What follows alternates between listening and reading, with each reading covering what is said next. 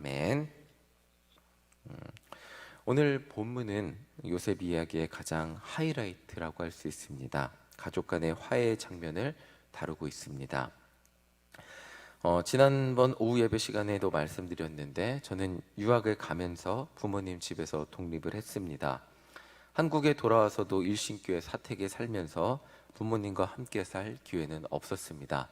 지금 생각해보면 굉장히 감사한 게 제가 미국에 돌아올 때 박충란 권사님하고 우리 돌아가신 장동각 장로님하고 저를 공항에 마중 나오셨어요. 그래갖고 바로 담임 목사님이 사택으로 딱 오게 하셔갖고 저 부모님 마중 나오셨는데 마중 나온 부모님과 함께 식사하시고 저희 부모님은 집으로 돌아가시고 저는 한국에 온 첫날부터 사택에서 일신교회 사택 저에 사는 그곳에서 바로 한국 생활을 시작을 했습니다. 그렇게 살면서 이제 다시 제가 미국을 떠나면서 이제 다시 부모님과 살 기회는 하루도 없었습니다. 어렸을 때 부모님의 집에서 자면서 부모님이 해주시는 밥 먹으면서 부모님이 주시는 용돈 받으며 살 때는 부모님 그리고 저와 함께 사는 동생이 가족이었죠. 이때 저에게 가족은 집에 가면 항상 만나는 사람, 당연히 저를 챙겨주는 사람이었습니다. 그런데 지금은 부모님이나 동생은 한 달에 한 번 정도 만나기도 쉽지 않을 때가 많이 있습니다. 오히려 우리 교회 성도님들, 이렇게 새벽 예배 때 뵙는 성도님들을 매일 보면 봤지 그리고 우리 성도님들과 대화를 했으면 훨씬 많이 했지 가족은, 부모님은 훨씬 적은 시간, 적은 대화를 하며 살아가고 있습니다. 오늘날 시대에 가족이란 어떤 의미를 가지고 있는지, 또 저에게 가족이란 어떤 의미를 가지고 있는지 곰곰이 생각해 보게 됩니다. 지금 상황에서 요셉에게 가족은, 형제 자매는, 부모님은 어떤 의미가 있었을까 생각을 하면서 말씀을 준비해 보았습니다. 만약 가족의 의미를 나를 언제나 사랑해주고 챙겨주는 사람, 세상에서 가장 자주 만나고 가까운 사람이라고 한다면 형들에 의해서 애굽에 팔려온 요셉에게는 가족이 없는 것과도 마찬가지일 것입니다. 정말 안타깝지만 요셉의 어머니는 동생 베냐민을 낳다가 돌아가셨죠. 형들은 남들보다 못하죠. 아니, 남들도 하지 않는 행동을 했습니다.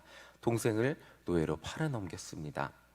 아버지 야곱만 가족의 정이 있을 텐데 그 아버지조차도 거의 10년, 아니 20년 가까운 시간, 그 긴 시간 동안 만나지 못했습니다. 요셉은 애굽에서 총리가 되면서 애굽의 제사장의 딸, 그 딸과 결혼하고 부와 명성을 얻었을 뿐만 아니라 권력도 얻었고 그곳에서 행복한 가정을 누리고 꾸리며 살고 있었습니다. 요셉에게 가족이라 함은 애굽에서 새롭게 꾸린 이 가족들일 것입니다. 그렇기 때문에 첫째 낳았을 때 이름을 므낫세라고 하고 성경을 보면 이렇게 얘기해요. 하나님이 내게 내 모든 고난과 내 아버지 온 집의 일을 잊어버리게 하셨다고. 이게 성경에 써 있는 그대로 가져온 거예요. 내 아버지 온 집의 일을 잊어버리게 하셨다고 하면서 이름을 므낫세라고 지었습니다. 사실상 요셉은 아버지와 형제들 없이도 하나도 아쉬움 없이 살 수 있는 그런 사람이 되었습니다. 그런데 요셉은 애굽에서 형들을 마주하면서 그리고 동생 베냐민을 마주하면서 세월에 묻혀 잊어버릴 것 같았던, 너무나 멀리 있었던 것 같았던 가족이라는 존재, 가족의 사랑을 다시 한번 경험할 수 있었습니다. 지난 며칠간의 목사님 말씀대로 애굽의 총리가 된 요셉은 형들과 화해의 결정적 기회를 보고 있었을 것입니다. 그런데 이런 요셉을 감정적으로 무너뜨린 것이 바로 형 유다의 말이었습니다. 어제 말씀 31절을 보시면 유다가 아버지를 슬픔과 함께 돌아가시게 할 수 없다고 유다가 그런 말을 하고 있어요. 아버지가 슬픔과 함께 스올로 내려가게 할 수 없다고 요셉에게 통사정을 하고 있습니다. 그리고 33절을 보면 자신의 동생 베냐민 대신에 유다가 죗값을 받겠다고 또 사정을 하고 있습니다. 유다의 이 말에 지금까지 참고 있었던 요셉의 감정이 완전히 무너지고 말았습니다. 그 긴 시간 동안 남보다 못한 존재로 살아왔지만 형들과 요셉은 어떻게 보면 세상 사람의 기준으로 본다면 정말 미움과 증오의 관계가 되어도 아무 이상할 것이 없는 관계였지만 오늘 성경이 우리에게 말해주는 것은 가족은 가족이라는 것입니다. 가족은 절대로 미움의 관계로 끝날 수 없다는 것입니다. 제가 우리 목사님 말씀 중에 가장 주의 깊게 듣고 저도 기도하는 것이 있다면 만남의 축복입니다. 저에게 있어서 가장 큰 만남의 축복은 저의 부모님이고 저의 동생입니다. 제가 선택해서 부모님을 만난 것이 아니죠. 그리고 동생을 제가 선택해서 이런 성격을 가지고 이런 키를 가지고 제 말을 잘 듣는 동생을 고른 것도 아닙니다. 저는 하나님의 섭리 가운데 그저 태어나 보니 마씨 집안에 있었던 것이고, 제가 어느 자라면서 보니 저의 동생이 3살 어린 동생이 저와 함께 한 집에서 자라고 있었습니다. 저는 절대로 부모님과 부모 자식 간의 관계를 끊을 수 없고 동생과 형 동생의 관계를 끊을 수 없습니다. 그냥 말이 좋아서 우리 아는 척하고 살지 말자, 그냥 부자 간의 연을 끊자, 이렇게 세상 사람들 너무나 쉽게 말할 수 있지만 그렇다고 해서 아버지와 자녀의 관계가 끊어지는 것은 아님을 알 수 있습니다. 결국 가족이라는 관계는 하나님이 맺어주신 가장 기초적인 사랑의 관계이고, 이 관계는 정말로 특별해서 20년이 지난 후에 만났음에도 불구하고 정말 남보다도 못한 관계로 끝날 수도 있었음에도 불구하고 정말 그 가족이라는 존재는 요셉을 감정적으로 무너뜨리고 통제할 수 없는 감정의 소용돌이로, 그리고 다시 화해할 수밖에 없는 그 관계이라는 것을 오늘 본문은 말해주고 있는 것입니다. 절대로 미움으로 남을 수 없는 것이 가족이라는 것을 오늘 요셉의 눈물을 통해 성경이 우리에게 알려주고 있는 것입니다. 아무리 형들이 자신에게 몹쓸 짓을 했어도 요셉에게 형은 형이고 가족은 가족이었다는 것입니다. 우리 1절을 함께 다시 한번 오늘 읽어보겠습니다. 1절 읽어보겠습니다. 시작. 요셉이 시종하는 자들 앞에서 그 정을 억제하지 못하여 소리질러 모든 사람을 자기에게서 물러가라 하고 그 형제들에게서 자기를 알리니 그때와 그와 함께한 다른 사람이 없었더라. 형들 앞에서 눈물을 멈추지 못하는 요셉을 보며 가족이라면 어떤 오해와 미움도 이렇게 회복될 수 있음을, 이렇게 회복될 수 있는 관계임을 우리에게 알려주고 있습니다. 그런데 여기 요셉의 말이 굉장히 중요합니다. 애굽의 총리가 요셉임을 알리자 형들은 당황하죠. 굉장히 당황하겠죠. 왜 당황하죠? 베냐민이 누명을 쓴 게 중요한 게 아니에요, 지금. 왜냐하면 형들은 요셉을 상인들에게 팔아넘긴 가해자였기 때문입니다. 노예로 팔아넘긴 가해자였기 때문에 지금 요셉이 마음만 먹으면 이 형들은 그냥 감옥에 갇혀서 죽임을 당할 수 있는 그런 입장이었습니다. 그런데 요셉은 그렇게 두려워하는 형들에게 이런 말을 합니다. 우리 5절 함께 읽어보겠습니다. 시작. 당신이 나를 이곳에 팔았다고 해서 근심하지 마소서, 한탄하지 마소서. 하나님이 생명을 구원하시려고 나를 당신들보다 먼저 보내셨나이다. 요셉은 형들에게 이렇게 말을 합니다. 이미 다 용서가 된 거예요. 진짜 이미 다 용서가 된 채로 이렇게 말을 합니다. 형들이 저를 이곳에 팔았지만 결국 내 인생을 뒤돌아보면 하나님이 저를 이곳에 보내신 것입니다. 하나님이 저를 이곳에 보내신 것은 다 이유가 있습니다. 우리 그 이유를 8절을 통해 한번 읽어보겠습니다. 8절 읽어보겠습니다. 시작. 그런즉 나를 이리로 보낸 이는 당신들이 아니요 하나님이시라. 하나님이 나를 바로에게 아버지로 삼으시고 그 온 집의 주로 삼으시며 애굽 온 땅의 통치자로 삼으셨나이다. 형들이 저에게 한 모진 행동들도 모두 하나님의 인도함 가운데 있었던 일이라고 고백하는 것이 요셉의 모습이라고 할 수 있습니다.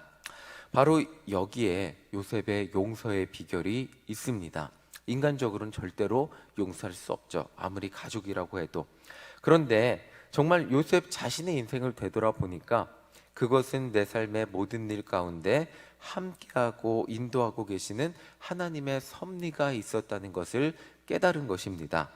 모든 나쁜 일의 원망을 지금 사람에게 돌리지 않고 하나님이 결국 나쁜 일이 일어나게 하신 이 모든 일의 이유도 정말 나를 세우시기 원하셨던 하나님의 섭리와 계획 가운데 있었다는 것을 깨닫고 하나님의 섭리를 인정하고 받아들인 데 있다는 것입니다. 비록 형들이 악역을 하고 잘못하기는 했지만 그 악역을 통하여 요셉이 총리가 되었고 또 많은 사람을 구하게 되었고, 화해가 될 수 없었던, 만약에 요셉이 그 가정에 남아 있었다면 이 어머니 때부터 뿌리 깊게 그 사이가 안 좋았던 그 가정이 하나가 될 수 있었을까, 그런 생각을 해보게 됩니다. 오히려 화해가 될 수 없었던 그 가정이 요셉이 노예로 팔려오고 애굽의 총리가 되면서 이런 극적인 상황이 되면서 오히려 형들과도 화해를 하는 장면을 보여주게 됩니다. 이 모든 것은 요셉의 인생을 인도하시는 하나님의 섭리와 인도하심 가운데 있었다는 것입니다. 창세기는 이렇게 요셉의 이야기를 통해 비록 어머니는 다르지만, 서로 여러 가지 얽힌 관계들이 다르지만 형들도 따져보면 요셉을 미워하고 싶어서 미워했다기보다는 태어난 입장이, 태어나고 보니까 우리 엄마는 사랑받지 못했고 태어나고 보니까 우리 엄마는 종이에요, 노예예요.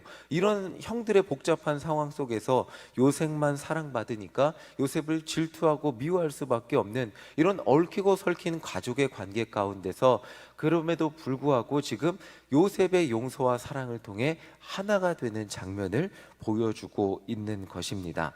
결국 오늘 성경이 말해주는 것은 여러 가지 복잡한 관계들이 너희 삶 가운데 놓여 있을 수 있겠지만 가족은 가족임을 말해주고 있습니다.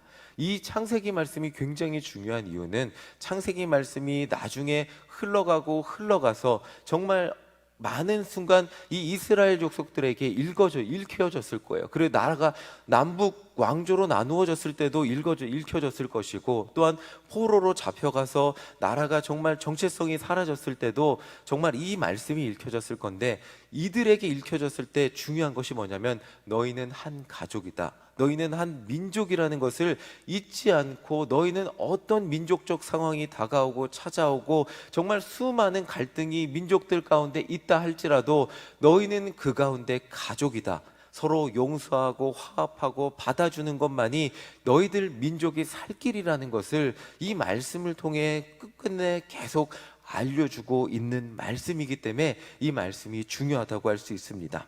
그렇기 때문에 요셉 이야기의 가장 핵심인 형들과의 화해 장면에서 창세기가 우리에게 말해주는 것, 그 이스라엘 백성들의 후손에게 말해주는 것은 결국 가족은 가족이라는 것입니다. 남보다 못한 가족은 없다는 것이죠.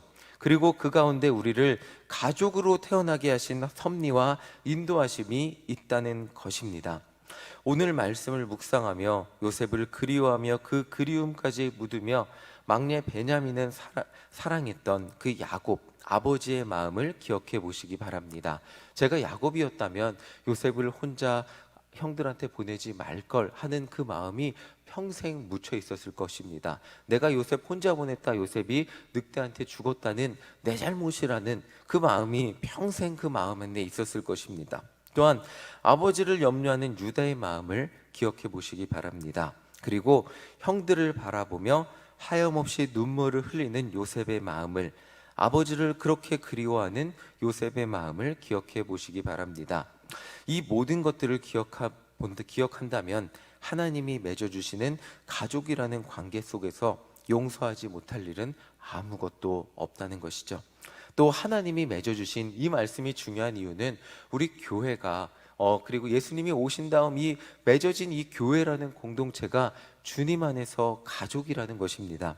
이 가족 안에서 용서하지 못할 일은 없다는 것을 오늘 말씀을 통해 우리에게 알려주고 있습니다. 교회 안에 수많은 분쟁과 어려움, 다툼과 미움과 반목이 있지만 결국 가족은 가족이라는 것이죠. 어떤 분은 남보다 못한 것이 교회 안에 성도의 교제라고 막 분을 내며 말하는 것도 있지만, 세상 사람보다 교회 안의 관계가 더하다는 말도 안 되는 이야기를 하시지만, 오늘 말씀이 우리 교회에게 말씀해 주시는 것이 있다면 그것은 교회 안의 공동체, 예수님이 맺어주신 이 가족은 가족이라는 것입니다. 제가 정말 일신교회에 와서 여러분들을 만나고 싶어서 만난 것이 아니라 일신교회에 왔더니 최성곤 장로님이 계셨고, 일신교회에 왔더니 우리 정혜정 장로님이 계셨고, 이미 우리 성도님들이 계셔서 하나님이 맺어주신, 제가 만나서 제가 좋은 사람을 데리고 온 것이 일신교회가 아니고 이미 하나님이 맺어주신 한 사람 한 사람 하나님의 섭리 가운데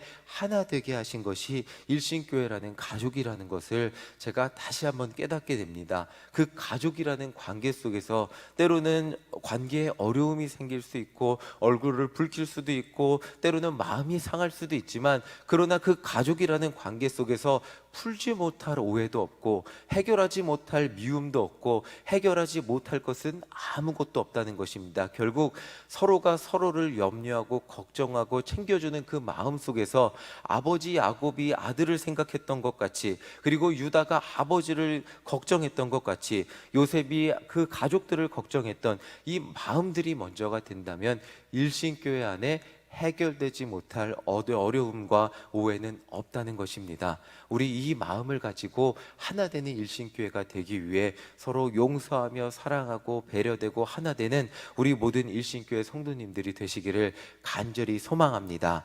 결국 우리는 한 가족입니다. 하나님이 맺어주신 영적 한 가족입니다. 이 가족의 사랑을 누리고 하나 되어 서로 미움과 아픔이 먼저 되는 것이 아니라 사랑의 기쁨과 은혜를 누리며 오늘 하루도 정말 내가 먼저 사랑하고 내가 먼저 용서하고 내가 먼저 우리 영적 가족을 생각하며 기도할 때 흘러나오는 눈물을 주체하지 못하는 우리 모두가 되시기를 간절히 소망합니다. 정말 사랑의 은혜와 감격이 넘쳐나는 하나됨의 기쁨이 넘쳐나는 여러분들의 가정이 되시기를, 구원의 기쁨이 넘쳐나는 여러분들의 가정이 되시기를, 그리고 일신교회 가족이 되시기를 간절히 소망합니다. 아멘. 우리 다 같이 찬송가 461장 함께 찬송하시겠습니다.